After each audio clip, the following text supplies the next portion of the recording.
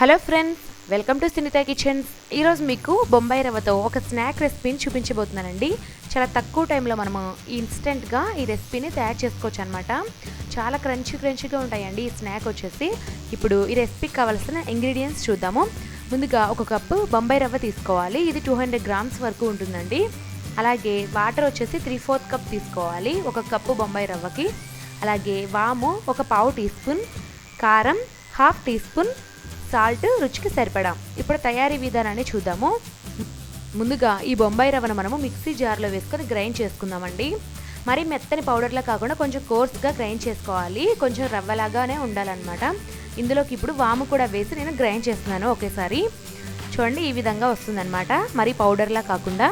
ఇప్పుడు ఈ గ్రైండ్ చేసుకున్న బొంబాయి రవ్వనంతా కూడా ఒక మిక్సింగ్ బౌల్లోకి తీసేసుకుందాము, ఒక పెద్ద బౌల్లోకి. అలాగే ఇందులోకి కారం, రుచికి సరిపడా సాల్ట్ కూడా వేసి బాగా కలుపుకుందాము. ఒక కప్పుకి ఒక 1/2 టీ స్పూన్ కారం మాత్రమే వేసానండి. మీరు ఇంకొంచెం కారంగా తినాలనుకుంటే ఇంకొంచెం కారం అనేది ఎక్కువగా వేసుకోండి. నేనైతే తక్కువగా వేసాను. ఈ కారం, ఉప్పు అంతా కూడా ఈ పిండిలో కలిసే విధంగా కలుపుకున్న తర్వాత ఇందులోకి కొద్దిగా వాటర్ని పోసుకుంటూ మనం చపాతీ పిండిని ఎలాగైతే కలుపుకుంటామో అలాగా కలుపుకోవాలన్నమాట. ఒకేసారి వాటర్ని యాడ్ చేయొద్దండి, కొంచెం వేసుకుంటూ కలుపుకోండి. ఈ చపాతీ ముద్ద ఎలా ఉండాలంటే మరి సాఫ్ట్గా ఉండకూడదు, అలాగని మరి గట్టిగా కూడా ఉండకూడదండి. కొంచెం సాఫ్ట్గా ఉండాలన్నమాట. ఇలాగా ఒక 5-6 నిమిషాల పాటు బాగా ప్రెస్ చేసుకుంటూ కలుపుకున్న తర్వాత ఇలాగా కొంచెం అతుక్కుంటూ ఉంటుందన్నమాట పిండి.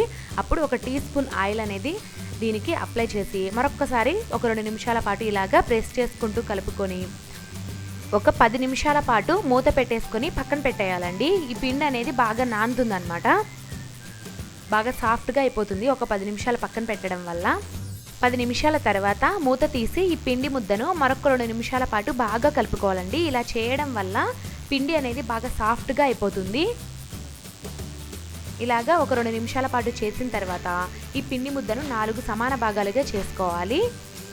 రౌండ్ బాల్స్లా చుట్టుకోవాలన్నమాట.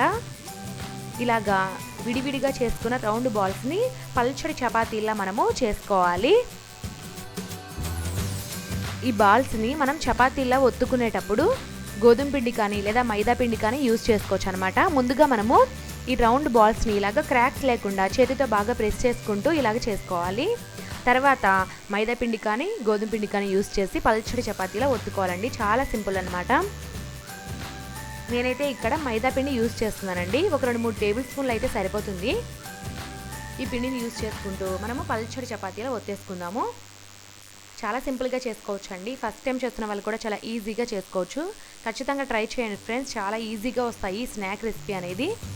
ఇలాగా అటు ఇటు తిప్పుకుంటూ మనము పల్చడి చపాతీలా ఒత్తేసుకుందాము.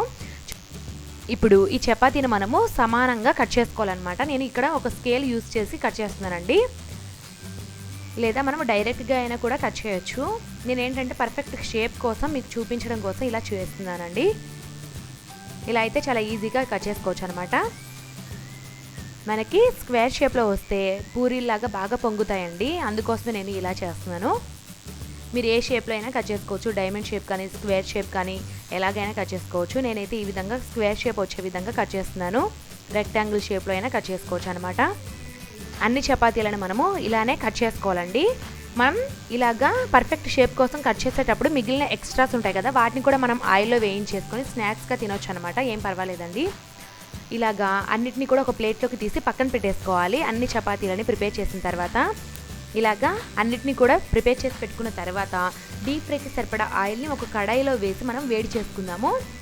ఆయిల్ అనేది బాగా వేడెక్కిన తర్వాత ఫ్లేమ్ని మీడియం ఫ్లేమ్లోకి అడ్జస్ట్ చేసుకొని మనం తయారు చేసి పెట్టుకున్నటువంటి షేప్స్ అన్నిటిని కూడా వేయించుకోవాలండి. ఆయిల్ బాగా హీట్ అయింది చూడండి. ఇక్కడ వెంటనే నేను కొన్నిటిని తీసి ఇలాగా ఆయిల్లో వేసి వేయించుతున్నాను. అన్నిటిని ఒకేసారి వేయొద్దండి, ఇవి కొంచెం ఫ్రీగా వేగాలన్నమాట. బాగా పూరీలా పొంగాలంటే కొన్ని వేసి వేయించుకోండి. ఇలాగ కొన్నిటిని వేసిన తర్వాత మనము అన్ని వైపులా తిప్పుకుంటూ బాగా ఫ్రై చేసుకోవాలి. ఒక 2 నిమిషాల పాటు వేయించుకుంటే సరిపోతుందండి, ఎక్కువసేపు ఏం వేగవన్నమాట. చాలా తక్కువ టైంలోనే వేగిపోతాయి. మంచి కలర్ వచ్చి క్రిస్పీగా తయారైన తర్వాత వెంటనే వీటిని ఒక ప్లేట్లోకి తీసి పక్కన పెట్టేద్దాము. చూడండి, నైస్ గోల్డెన్ కలర్ వచ్చేసాయి. మంచి కలర్ ఉంది కదా.